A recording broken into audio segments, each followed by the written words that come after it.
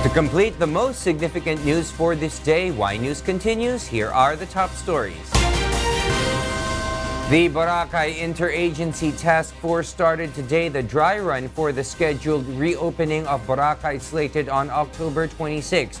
Meanwhile, the Boracaynons merrily welcomed the arrival of the Aklan local tourists at the White Beach of Boracay to celebrate the first day of the dry run. Vincent Arboleda will tell us why. Local tourists from various municipalities of Aklan were finally granted access to Boracay Island as the Boracay Interagency Task Force starts today the dry run for the scheduled reopening of the island set on October 26. Coinciding with Aklan Day, Boracaynons welcomed the arrival of the Aklanon tourists, which was dubbed as Salubungan, with excitement, music, and dancing. The event was attended by several government officials, including DENR Secretary Roy Cimatu, DILG Secretary Eduardo Año, DPWH Secretary Mark Villar, DOT Undersecretary Arturo Bongcato, Aklan Governor Florencio Miraflores, and Malay Mayor Ciceron Kawaling. Secretary Bernadette Romulo Puyat also graced the event along with DOA Secretary Alfonso Cusi and DOTR Secretary Arturo Togade. A MOA signing was held among the Department of Energy, Department of Transportation, and the Department of the Interior and Local Government for the donation of 200 e-trikes that will be given to tricycle drivers in Boracay Island. A contract signing between DENR and Boracay Business Association of Scuba Shops was also held this morning for the management of water sports in Boracay. Meanwhile, all the officials present in the event were proud of how the task force have accomplished the rehabilitation efforts of the government. Environment Secretary Cimatu even proudly exclaimed that Boracay is no longer a cesspool and formally announced that the White Beach is now safe for swimming, prompting the locals and Aklanons to take a dip. I am guaranteeing you na napakalinis na yung tubig ng White Beach.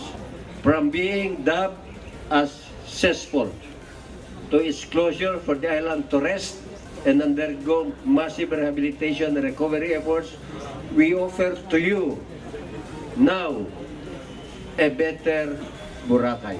According to the recent results of water sampling conducted by the Environment Management Bureau 6, the coliform level of the water on White Beach is now only less than 1 to 3 mpn per 100 ml, which is within the standards. A swimming area will also be set by the DENR where pump boats will be prohibited to enter. Hindi sila pwedeng makalapit dito, yung mga boat. Mayroon talang area for swimming. 100 meters from the shoreline hanggang dyan ang swimming area.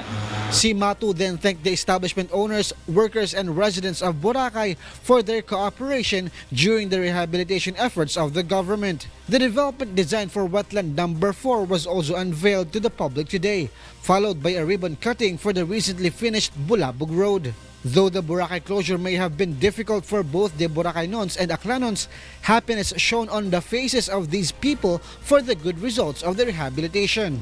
God's will talaga na nagiging maganda ang Boracay at na-rehab ang Boracay. Of course, at first, 6 months ago, we were scared, you know? It was very difficult for everybody. But now that it's at the point it's at now, it's just wonderful. You can see how clean the water is.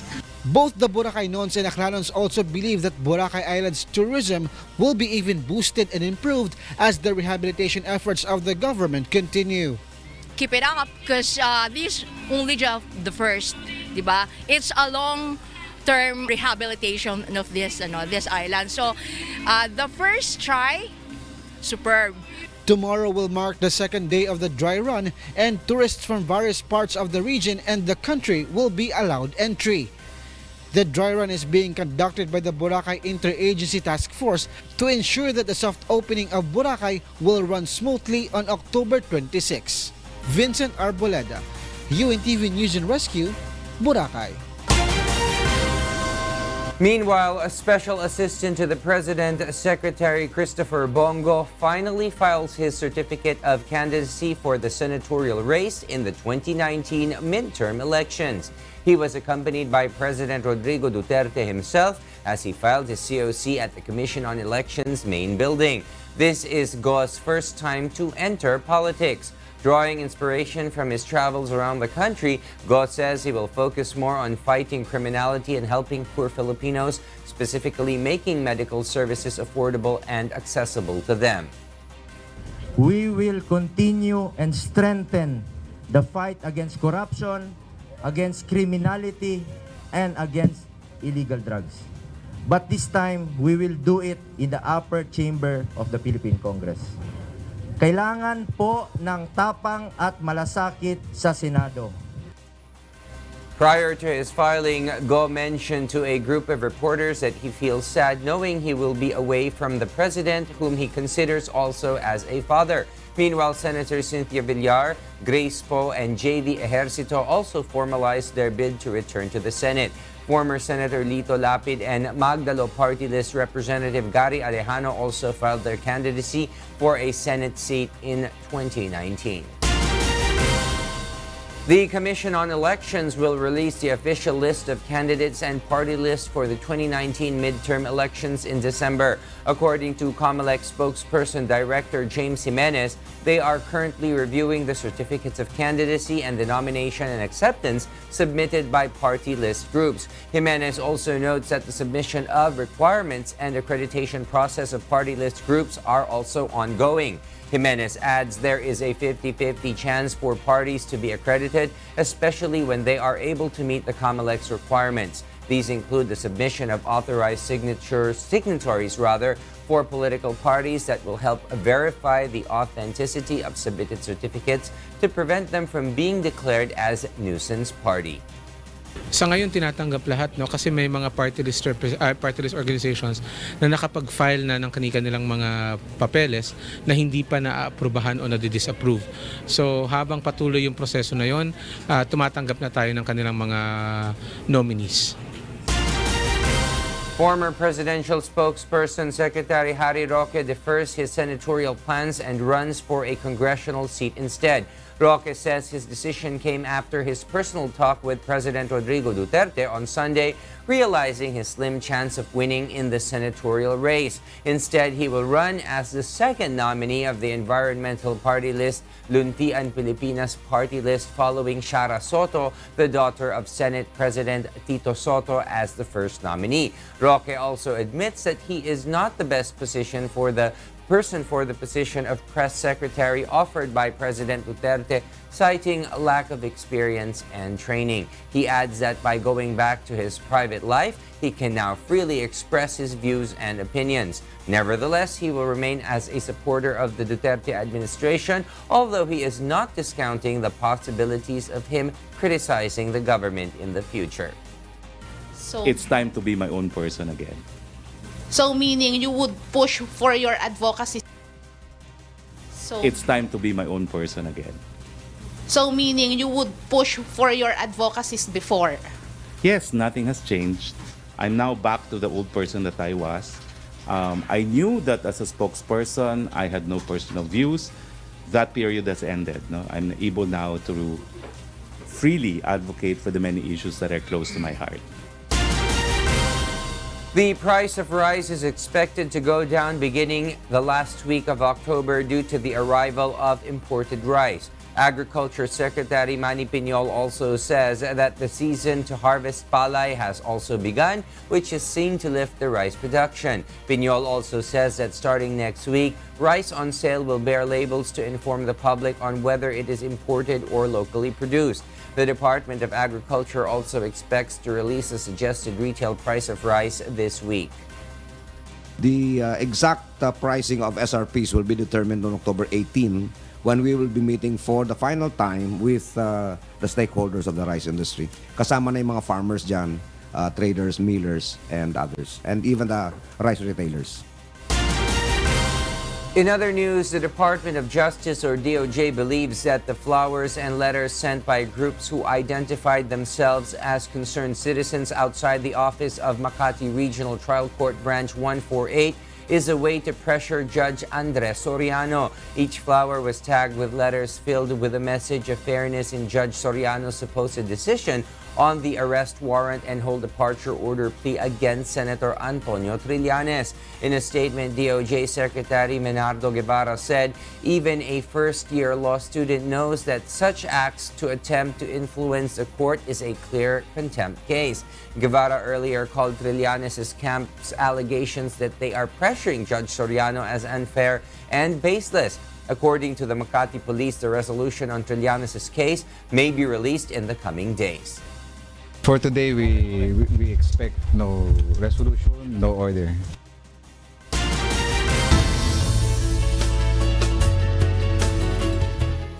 Visayas, Mindanao, and areas of Luzon will experience rains tomorrow. Leslie Longbowen is at the UNTV Weather Center to tell us why. Yes, Leslie? Yes, good evening. According to Pag-asa, the country will not be affected by brewing storm this week. However, the Intertropical Convergence Zone or ITCZ affects Palawan, Visayas, and Mindanao. This will bring rains over Batangas, Laguna, Quezon, Bicol Region, Mimaropa, Visayas, and Mindanao. Meanwhile, Metro Manila and the rest of Luzon will experience generally fair weather. Forecast shows Metro Manila will have a temperature range of 24 to 32 degrees Celsius, 16 to 24 degrees Celsius in Baguio City, 25 to 32 degrees Celsius in Metro Cebu, and 24 to 32 degrees Celsius in Metro Davao. Tomorrow, the sun is expected to rise at 5:47 in the morning. That's weather forecast. Back to the studio. Thank you very much, Leslie Longbowen from the UNTV Weather Center.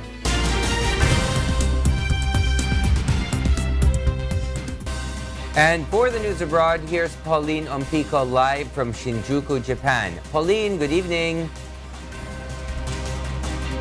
Good evening, William. Thousands of environmental advocates march on the streets of Paris and other cities following the release of the United Nations report warning on the catastrophic impact of climate change. June Guerin will tell us why. Thousands of environmental advocates marched in Paris and other major cities across France on Saturday to call for immediate action on climate change. People from 80 cities across France, from the northern city of Lille to Marseille in the south, joined the demonstrations, which came a week after the United Nations released an alarming report calling for urgent global action to avoid catastrophic impacts of climate change. In Paris, the protest drew around 14,500 people in the Place de l'Opéra to call for a concerted effort and a halt in the usage of fossil energy to prevent a climate catastrophe. I would like that the people in the world realize that we all have to make an effort all together. And if everybody says that we are just a drop in the ocean, that makes no sense. We have to be very strong all together and to make pression on the politics and work all together. Demonstrators hope that by coming together, they would be able to pressure governments to change the system and to not ignore warnings. I want to say that today our planet is in danger. If we make nothing, it will be grave on us, on our children, will be maybe dead because it's very important.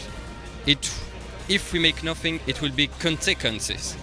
On people like the industrial, on people who have the power on make nothing.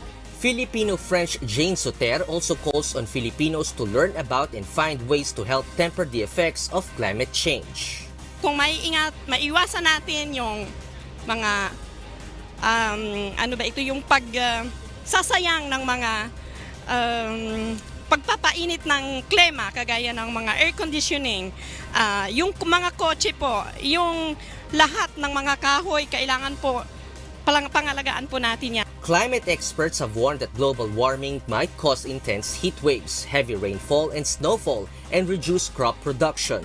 Climate change is also seen to cause sea levels to rise by 40 to 50 centimeters, coral bleaching, and intense temperature by 1.5 to 2 degrees Celsius that might result to catastrophic effects to nature.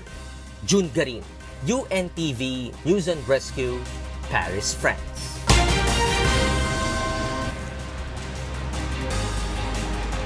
Saudi Arabia warns to retaliate against any sanctions imposed on the oil-rich kingdom over the disappearance of journalist Jamal Khashoggi as the Riyadh stock market plunged on growing investor jitters. U.S. President Donald Trump has earlier threatened the kingdom with severe punishment if Khashoggi, who has been critical of Prince Mohammed, was killed inside its Istanbul mission. From tech tycoons to media giants, a host of Western companies are now distancing themselves from the Gulf state, imperiling Crown Prince Mohammed bin Salman's much-hyped economic drive reform. An international fleet review on the southern resort island of Jeju concluded its 5-day campaign on Sunday with 19 naval ships from 12 countries, including the USS Ronald Reagan taking part. South Korean President Moon Jae-in attended the event with delegations from 46 countries except for Japan. Japan decided not to take part after Seoul effectively asked Tokyo not to fly its rising sun flag on a warship. Many people in South Korea see the red and white flag as a symbol of Japan's past military aggression and its colonization. South Korea also hosted an international fleet review in 1998 and 2008 to inspect combat readiness of warships and discipline of sailors, according to the Navy. Rescuers have retrieved the bodies of 9 climbers who died on Himalayan peak Gurja in Nepal. Meanwhile, staff at a bank in Nanning City, China, got the fright of their lives when a rogue reptile interrupted their morning meeting. Beverly Sison tells us why. In Nepal, the bodies of 9 climbers who died when a violent snowstorm destroyed their camp on a Himalayan peak in Nepal have been retrieved. The 5 South Koreans and 4 Nepali guides were found scattered across the base camp near Mount Gurja, a 7,193 meters high peak or 23,600 feet. They were found to have suffered broken bones and head wounds on Friday's storm. Experienced climber Kim Chang-ho, the first South Korean to reach the summits of the world's 14 highest mountains without using supplemental oxygen, is among the dead. The incident is the worst climbing accident to hit Nepal in 2 years. In Spain, hurricane-force winds have struck central and northern Portugal, leaving 300,000 homes without power. The remnants of Hurricane Leslie swept in overnight on Saturday, with winds gusting up to 176 kilometers per hour. Civil defense officials said 27 people suffered minor injuries with localized flooding, hundreds of trees uprooted, and a number of flights canceled. The storm, one of the most powerful to ever hit the country, is now passing over northern Spain. And in China, staff at a bank in Nanning City got the fright of their lives on Friday when a giant python suddenly crashed through the ceiling to interrupt their morning meeting. The terrified staff members quickly dispersed in horror as the snake slithered its way around the room before nestling itself behind a sofa, clearly showing little interest in opening a new account. Local forest, public security officers, and workers from the local wildlife protection station were soon called in to make a withdrawal, utilizing professional tools to carefully capture the rogue reptile. Fortunately, no one was hurt during the sensational incident, and the bank soon returned to business as usual. Beverly Sison, UNTV News and Rescue.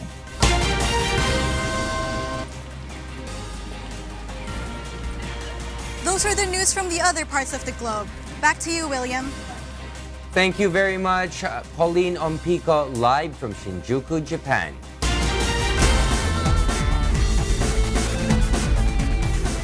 Germany's Patrick Lange broke the course record for the Hawaii leg of the Ironman World Championship on Saturday and then proposed successfully to his girlfriend. Lange was steady during the swim, cycle, and run portions for a final time of 7 hours, 52 minutes, and 39 seconds, easily beating the previous mark of 8 hours, 1 minute, and 40 seconds. Lange set up the victory this year with a swim-bike combination that was 9 minutes faster than last year and then sank to his knee to propose marriage to girlfriend Julia Hoffman. In the women's race, Switzerland Daniela Reif also delivered a record-breaking performance to defend her title.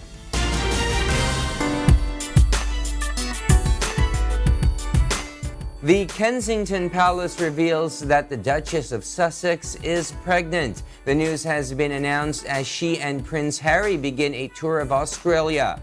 The Kensington Palace says the couple appreciates all of the support they have received from people around the world since their wedding in May and are delighted to be able to share this happy news with the public.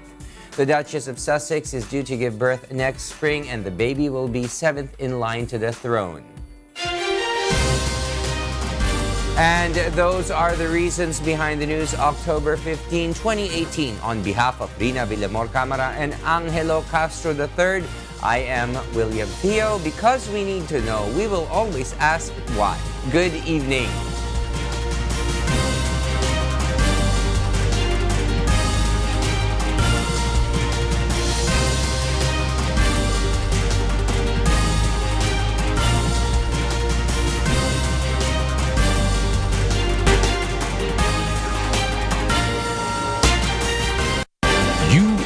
UNTV, your public service channel.